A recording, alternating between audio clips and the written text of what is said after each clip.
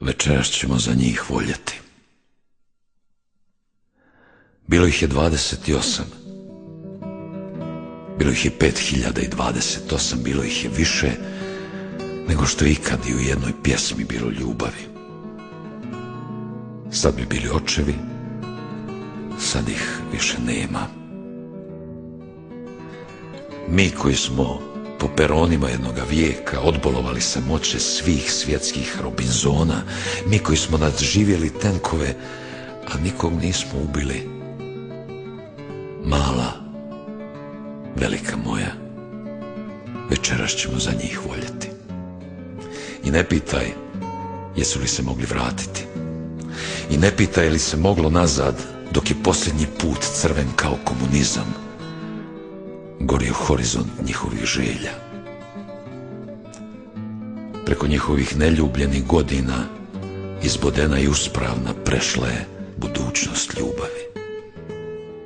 Nije bilo tajni o polegnutoj travi, nije bilo tajni o klonuloj ruci s ispuštenim ljiljanom, nije bilo tajni o raskopčanom prvom dugmetu tamo gdje svršava vrat.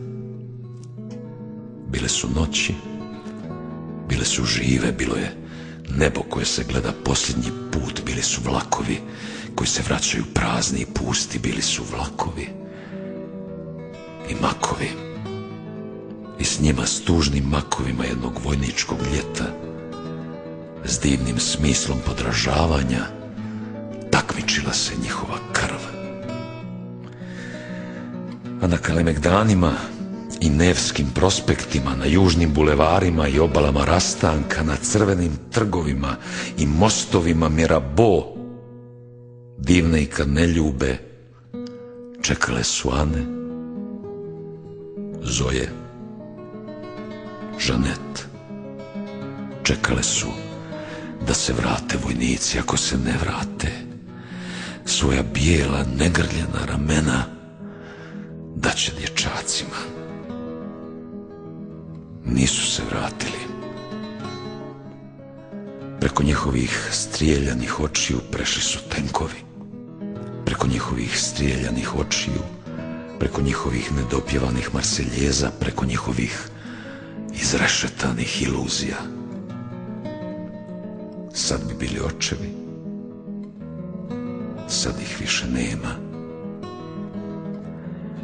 Na zbornom mjestu ljubavi sada čekaju kao grobovi. Mala, velika moja, večeras ćemo za njih voljeti.